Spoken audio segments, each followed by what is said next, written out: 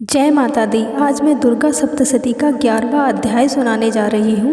देवताओं द्वारा देवी की स्तुति तथा देवी द्वारा देवताओं को वरदान।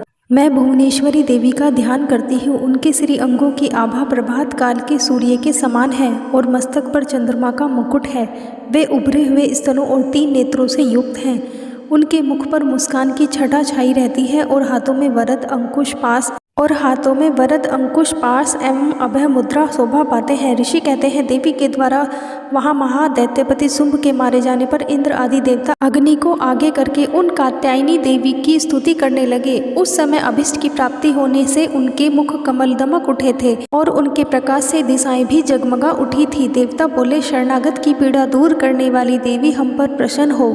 संपूर्ण जगत की माता प्रसन्न हो। हे विश्वेश्वरी, विश्व की रक्षा करो। हे देवी, तुम ही चराचर जगत की आधीश्वरी हो। तुम इस जगत की एकमात्र आधार हो, क्योंकि पृथ्वी रूप में तुम्हारी ही स्थिति है। हे देवी, तुम्हारा पराक्रम अलंघनीय है। तुम ही जल रूप में स्थित होकर संपूर्ण जगत को तृप्त करती हो। तुम अनंत बल संपन्न वैष्णवी शक्ति हो। इस विश्व की कारणभूता परा माया हो। देवी, तुमने इस समस्त जगत को मोहित कर रखा है। तुम ही प्रसन्न होने पर इस पृथ्वी पर मोक्ष की प्राप्ति कराती हो। देवी, संपूर्ण विद्याएं तुम्हारे ही भिन्न भिन्न स्वरूप हैं। जगत में जितनी स्त्रियां हैं वे सब तुम्हारी ही मूर्तियां हैं। जगदम्बा, एकमात्र तुमने ही इस विश्व को व्याप्त कर रखा है। तुम्हारी स्तुति और क्या हो सकती है। तुम तो स्तवन करने योग्य पदार्थों से परे एवं परावाणी हो। जब तुम सर्व स्वरूपा देवी स्वर्ग तथा मोक्ष प्रदान करने वाली हो, तब इसी रूप में तुम्हारी स्तुति हो गई। तुम्हारी स्तुति के लिए इससे अच्छी उक्तियाँ और क्या हो सकती है। बुद्धि रूप से सब लोगों के हृदय में विराजमान रहने वाली तथा स्वर्ग एवं मोक्ष प्रदान करने वाली नारायणी देवी, तुम्हें नमस्कार है। कला काष्ठा आदि के रूप में क्रमश परिणाम अवस्था परिवर्तन की ओर ले जाने वाली तथा विश्व का उपसंहार करने में समर्थ नारायणी, तुम्हें नमस्कार है। हे नारायणी, तुम सब प्रकार का मंगल करने वाली मंगलमयी हो। कल्याणदायिनी शिवा हो। सब पुरुषार्थों को सिद्ध करने वाली शरणागत वत्सला, 3 नेत्र वाली एवं गौरी हो। तुम्हें नमस्कार है।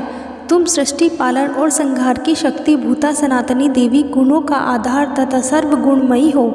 हे नारायणी, तुम्हें नमस्कार है। शरण में आए हुए दीनों एवं पीड़ितों की रक्षा में संलग्न रहने वाली तथा सबकी पीड़ा दूर करने वाली नारायणी देवी, तुम्हें नमस्कार है।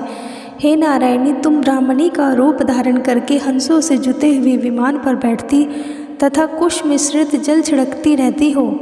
तुम्हें नमस्कार है। हे महेश्वरी, रूप से त्रिशूल, चंद्रमा एवं सर्प को धारण करने वाली तथा महान वृषभ की पीठ पर बैठने वाली नारायणी, तुम्हें नमस्कार है।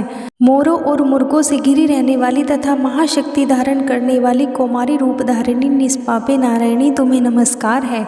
शंख चक्र गदा और सांग धनुष उत्तम आयुधों को धारण करने वाली वैष्णवी शक्ति रूपा नारायणी, तुम प्रसन्न हो। तुम्हें नमस्कार है। हाथ में भयानक महाचक्र लिए और डाढ़ों पर धरती को उठाए वाराही रूप धारिणी कल्याणमयी नारायणी, तुम्हें नमस्कार है। भयंकर नरसिंह रूप से दैत्यों के वध के लिए उद्योग करने वाली तथा त्रिभुवन की रक्षा करने में संलग्न रहने वाली नारायणी, तुम्हें नमस्कार है। मस्तक पर किरीट और हाथ में महावृष धारण करने वाली, सहस्त्र नेत्रों के कारण उद्दीप्त दिखाई देने वाली, वृत्रासुर के प्राणों का अपहरण करने वाली इंद्र शक्ति रूपा नारायणी देवी, तुम्हें नमस्कार है। शिवदूती रूप से दैत्यों की महती सेना का संहार करने वाली, भयंकर रूप धारण तथा विकट गर्जना करने वाली देवी, तुम्हें नमस्कार है। दाढ़ों के कारण विकराल मुख वाली, मुंडमाला से विभूषित मुंड मर्दिनी चामुंडा रूपा नारायणी, तुम्हें नमस्कार है। लक्ष्मी, लज्जा, महाविद्या, श्रद्धा, पुष्टि, श्रद्धा, ध्रुवा, महारात्रि तथा महाअविद्या रूपा नारायणी, तुम्हें नमस्कार है। मेघा, सरस्वती, वरा, श्रेष्ठा, भूति, ऐश्वर्य रूपा बा भरवी, भूरे रंग की अथवा पार्वती, तामसी, महाकाली, नेता, संयम परायणा तथा ईशा सब की आदिश्वरी रूपिणी नारायणी, तुम्हें नमस्कार है। सर्व स्वरूपा सर्वेश्वरी तथा सब प्रकार की शक्तियों से संपन्न दिव्य रूपा दुर्गे देवी, सब भयों से हमारी रक्षा करो। तुम्हें नमस्कार है। कात्यायनी, यह 3 लोचनों से विभूषित तुम्हारा सौम्य मुख सब प्रकार के भयों से हमारी रक्षा करे। तुम्हें नमस्कार है। भद्रकाली, ज्वालाओं के कारण विकराल प्रतीत होने वाला, अत्यंत भयंकर और समस्त असुरों का संहार करने वाला तुम्हारा त्रिशूल भय से हमें बचाए। तुम्हें नमस्कार है। हे देवी, जो अपनी ध्वनि से संपूर्ण जगत को व्याप्त करके दैत्यों के तेज नष्ट किए देता है, वह तुम्हारा घंटा हम लोगों की पापों से उसी प्रकार रक्षा करे जैसे माता अपने पुत्रों की बुरे कर्मों से रक्षा करती है। हे चंडिके, तुम्हारे हाथों में सुशोभित खड्ग जो असुरों के रक्त और चर्बी से चर्चित है, हमारा मंगल करे। हम तुम्हें नमस्कार करते हैं। हे देवी माँ, तुम प्रसन्न होने पर सब रोगों को नष्ट कर देती हो और कुपित होने पर मनोवांछित सभी कामनाओं का नाश कर देती हो। जो लोग तुम्हारी शरण में जा चुके हैं उन पर विपत्ति तो आती ही नहीं, तुम्हारी शरण में गए हुए मनुष्य दूसरों को शरण देने वाले हो जाते हैं। हे देवी अम्बिके, तुमने अपने स्वरूप को अनेक भागों में विभक्त करके नाना प्रकार के रूपों से जो इस समय इन धर्मद्रोही महादैत्यों का संहार किया है, वह सब दूसरी और कौन कर सकती थी।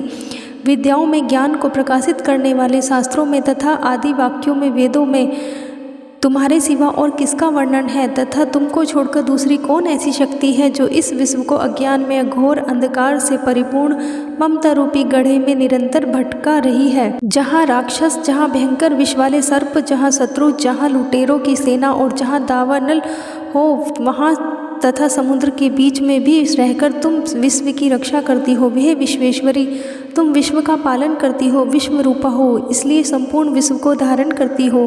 तुम भगवान विश्वनाथ की भी वंदनीय हो।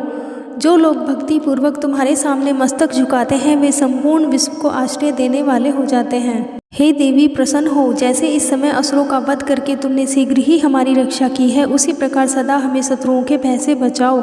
संपूर्ण जगत का पाप नष्ट कर दो और उत्पात एवं पापों के फलस्वरूप प्राप्त होने वाले महामारी आदि बड़े बड़े उपद्रव को शीघ्र ही दूर करो। विश्व की पीड़ा दूर करने वाली देवी, हम तुम्हारे चरणों पर पड़े हुए हैं। हम पर प्रसन्न हो। त्रिलोक निवासियों की पूजनीय परमेश्वरी, हम लोगों को वरदान दो। देवी बोली, देवताओं, मैं वर देने को तैयार हूँ।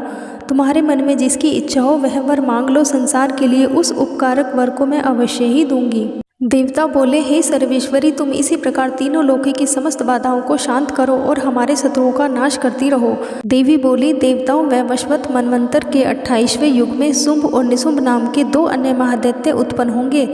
तब मैं नंद गोप के घर में उनकी पत्नी यशोदा के गर्भ से अवतीर्ण हो विंध्याचल में जाकर रहूंगी और उक्त दोनों असुरों का नाश करूंगी। फिर अत्यंत भयंकर रूप से पृथ्वी पर अवतार ले मैं विप्रचिति नाम वाले दानवों का वध करूंगी। उन भयंकर महादैत्यों को भक्षण करते समय मेरे दांत अनार के फूल की भांति लाल हो जाएंगे। तब स्वर्ग में देवता और मृत्युलोक में मनुष्य सदा मेरी स्तुति करते हुए मुझे रक्त दंतिका कहेंगे। फिर जब पृथ्वी पर 100 वर्षों के लिए वर्षा रुक जाएगी और पानी का अभाव हो जाएगा, उस समय मुनियों के स्तवन करने पर मैं पृथ्वी पर अयोनिजा रूप में प्रकट होंगी और 100 नेत्रों से मुनियों को देखूंगी। अतः मनुष्य साताक्षिण इस नाम से मेरा कीर्तन करेंगे। देवताओं, उस समय मैं अपने शरीर से उत्पन्न हुए शाकों द्वारा समस्त संसार का भरण पोषण करूंगी। जब तक वर्षा नहीं होगी तब तक वे शाक ही सबके प्राणों की रक्षा करेंगे। ऐसा करने के कारण पृथ्वी पर शाकुंभरी नाम से मेरी ख्याति होगी। उसी अवतार में मैं दुर्गम नामक महादैत्य का वध भी करूंगी। इससे मेरा नाम दुर्गा देवी के रूप से प्रसिद्ध होगा। फिर मैं जब भीम रूप धारण करके मुनियों की रक्षा के लिए हिमालय पर रहने वाले राक्षसों का भक्षण करूंगी, उस समय सब मुनि भक्ति से नतमस्तक होकर मेरी स्तुति करेंगे। तब मेरा नाम भीमा देवी के रूप में विख्यात होगा। जब अरुण नामक दैत्य 3 लोकों में भारी उपद्रव मचाएगा, तब मैं तीनों लोकों का हित करने के लिए 6 पैरों वाले असंख्य ब्राह्मणों का रूप धारण करके उस महादैत्य का वध करूंगी। उस समय सब लोग भ्रामरी के नाम से चारों ओर मेरी स्तुति करेंगे। इस प्रकार जब जब संसार में दानवी बाधा उपस्थित होगी, तब तब अवतार लेकर मैं शत्रुओं का संहार करूंगी। इस प्रकार श्री मार्कंडेय पुराण में सावर्णिक मनवंतर की कथा के अंतर्गत देवी महात्म्य में देवी स्तुति नामक 11वां अध्याय पूर्ण हुआ। बोलो जगदम्बे माँ की जय। हे माता रानी, हम सब पर अपनी कृपा बनाए रखना। जय माता दी।